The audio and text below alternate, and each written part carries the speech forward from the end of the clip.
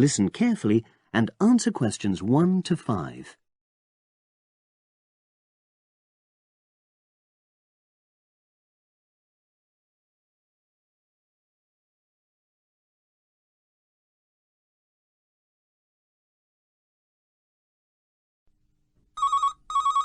PINDER's Animal Park, hello. Oh, hello. I'm ringing to ask whether you have any jobs available. I'll just get a form and ask you a few questions. So, starting with your name. It's Jane Lamerton. Is that Lamerton?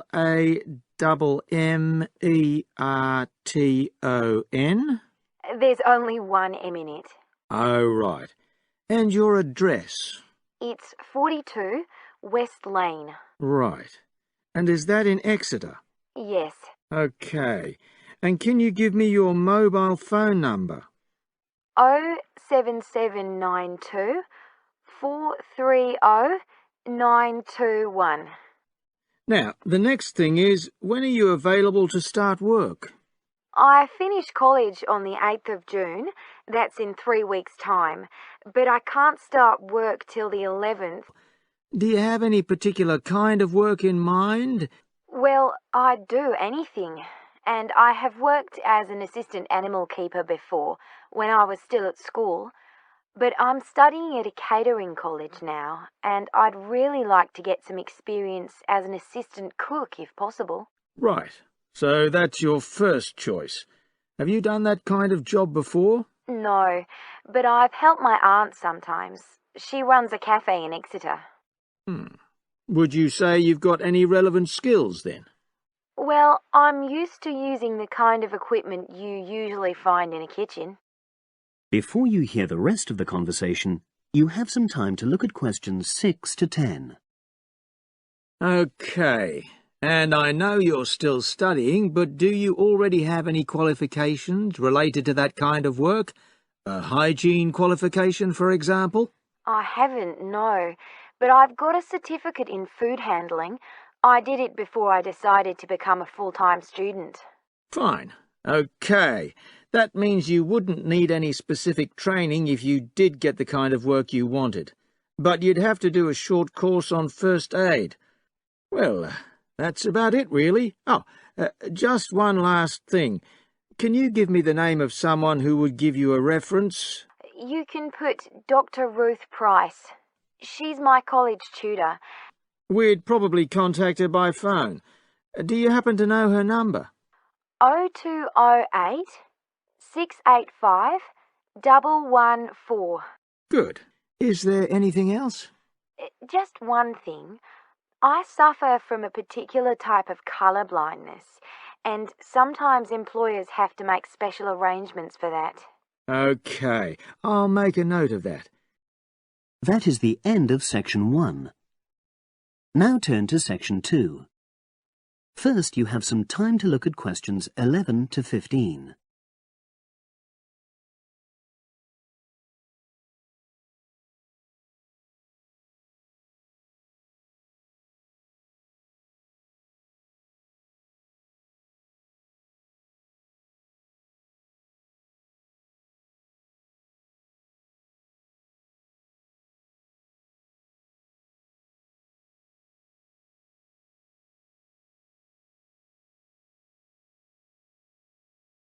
Hello, everyone. I've been asked to talk to you this afternoon about next month's trip to LAMERTON Study Center for the 2-week course. First of all, it's worth reminding you why LAMERTON was set up in the first place. That was really before all the concern with preserving the environment, which everyone talks about these days. The idea was simply to get people out of the cities and into the country, and to find out that just being outdoors can be very rewarding. The group I took last year, for example, said that although they actually felt pretty weak and exhausted all the time, it really made them learn a lot about themselves and increased their confidence. And in the end, that's the most important thing. Now, all of you knew about policies at LAMERTON before you signed up for it, so you know that in many ways it's quite old-fashioned. you don't have a lot of choice in what you do. But something which I think makes the place so special is that you get to try so many different things every day. For instance, one day you'll do climbing, and the next you'll be surveying rock pools. It's not intended that you become an expert in any of them. It's more like a taster, which you can follow up if you want. And there isn't a lot of free time. Organized activities and talks, etc., go on until 9 p.m., and lights go out at 11 p.m. There are table tennis tables with all the equipment and board games, though I have to say the pieces often go missing, so it's a good idea to take your own. There's a DVD player with a good selection of films suitable for this age group, so don't take yours. Bedtime at 11 p.m. is strictly enforced, and there's a good reason for this. You're all under 18, and we organizers need to know that all group members are accounted for in the house as we close for the night. And of course, you'll be so exhausted anyway that you'll be too sleepy to want to cause any trouble. Now you have some time to look at questions 16 to 20.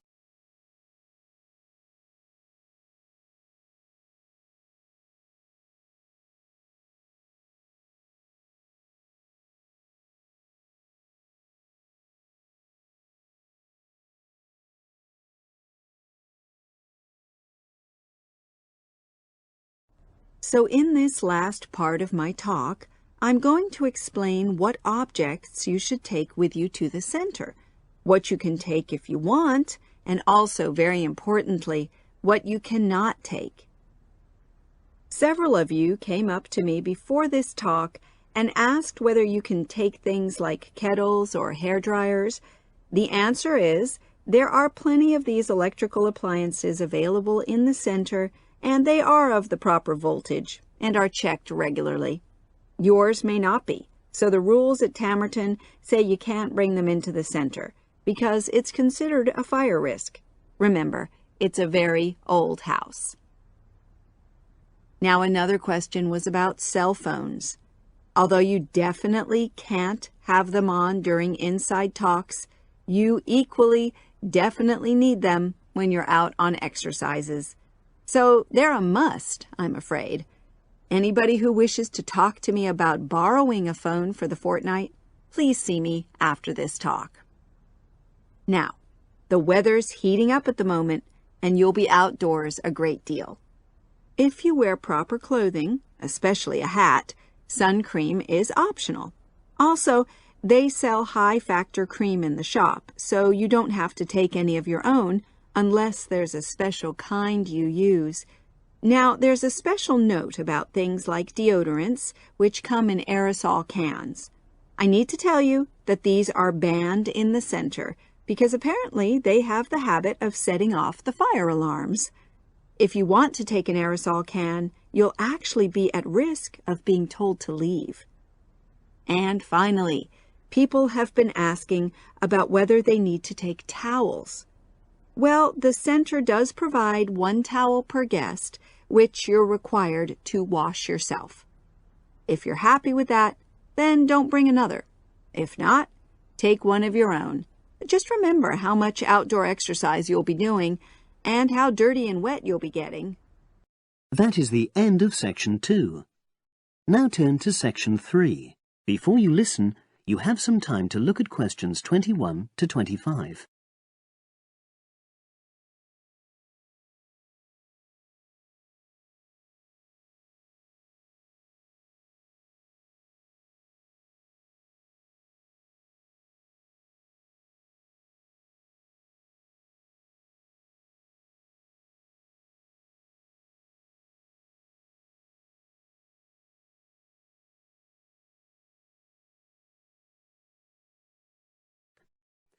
So, I've brought this diagram to show you. I got it from the internet. Let's see. A biogas plant. So this is equipment for producing fuel from organic waste? Yes. The smaller container on the left is where you put the waste you've collected. Right, and from there it's piped into the larger tank. That's right. And that's slurry on the base of the larger tank. Right. And what exactly is slurry? It's a mixture of organic waste and water.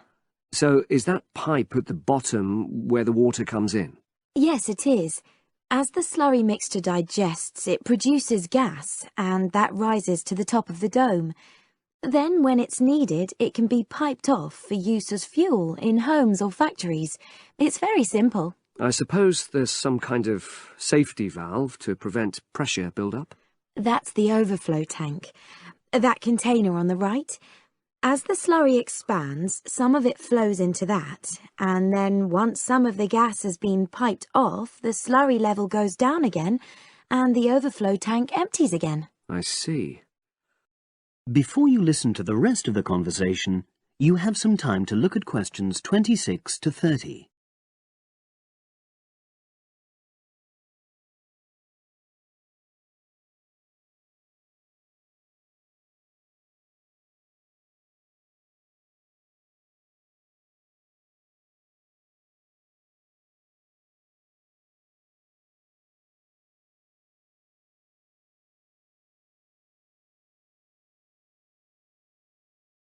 I thought I'd introduce the topic by writing the word energy on the board and reinforcing the spelling and the pronunciation. Then I'll do a little mime, run on the spot or something, to convey the sense. I'd keep it brief at this stage. Yes, I will. Then I'll wipe the word off and write the question, where does energy come from, and see what the pupils come up with. Fine. I'd suggest that you just brainstorm at this stage and don't reject any of their suggestions. Yes, that's what I was going to do.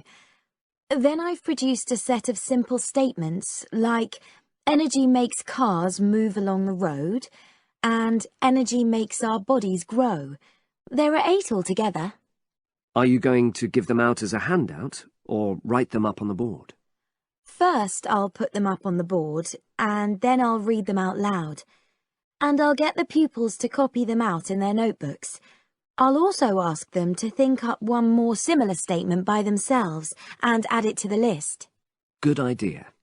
After that, I thought I'd vary things a bit by sticking some pictures up of things like the sun and plants and food and petrol and a running child. And I'll get the pupils to work out what order the pictures should come in terms of the energy chain. I think that's a very good idea. You could move the pictures around as the pupils give you directions. Yes, I think they'd enjoy that. And to finish off, I've made a gap fill exercise to give out.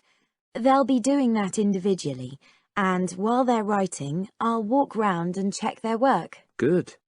And have you worked out the timing of all that? It'll probably take you right through to the end of the lesson. That is the end of section 3. Now turn to section 4. Now you have some time to look at questions 31 to 40.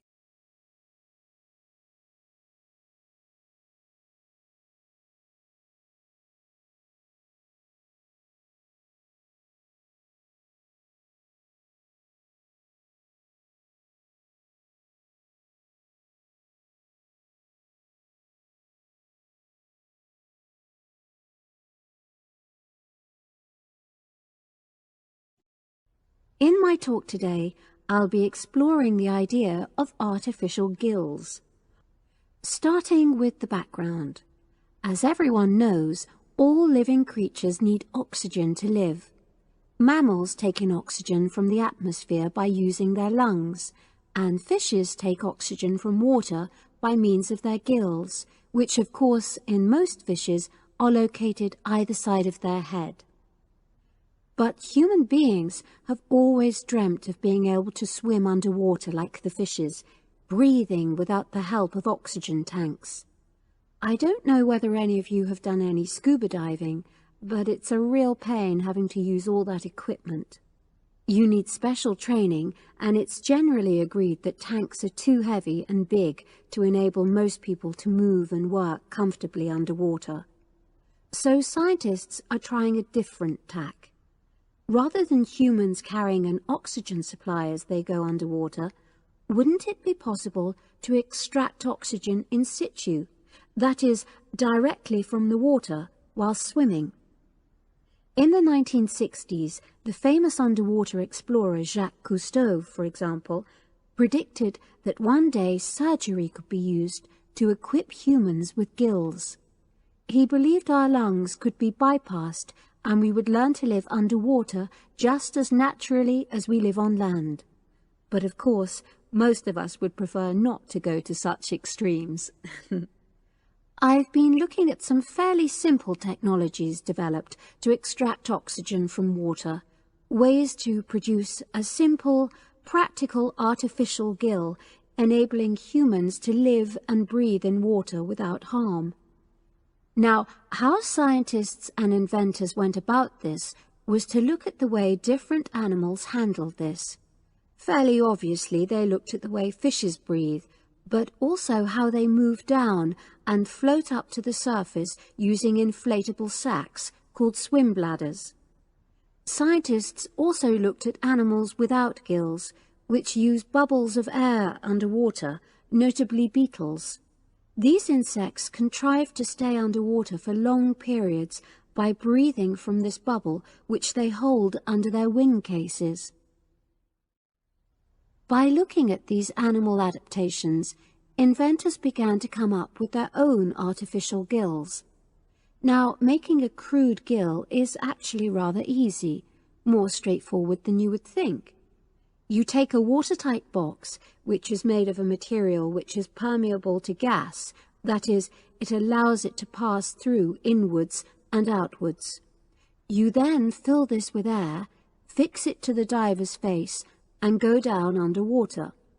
But a crucial factor is that the diver has to keep the water moving so that water high in oxygen is always in contact with the gill, so he can't really stay still. And to maximize this contact, it's necessary for your gill to have a big surface area. Different gill designers have addressed this problem in different ways, but many choose to use a network or lattice arrangement of tiny tubes as part of their artificial gills. Then the diver is able to breathe in and out. Oxygen from the water passes through the outer walls of the gill, and carbon dioxide is expelled. In a nutshell, that's how the artificial gill works. So, having read about these simple gill mechanisms, I decided to create my own.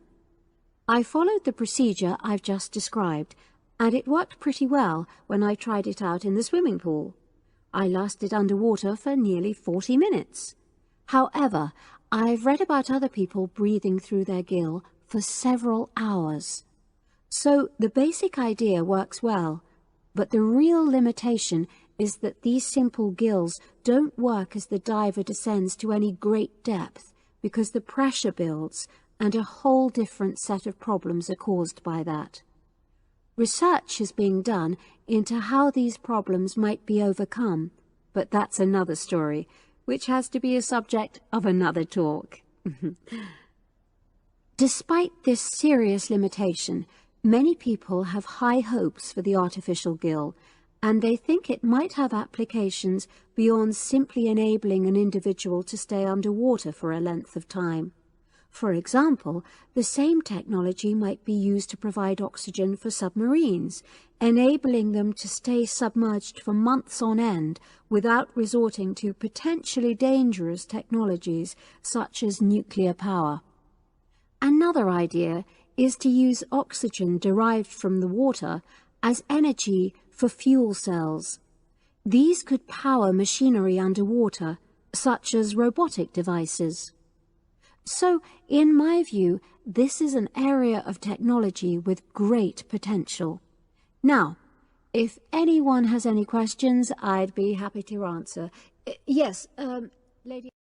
That is the end of section 4. You now have half a minute to check your answers.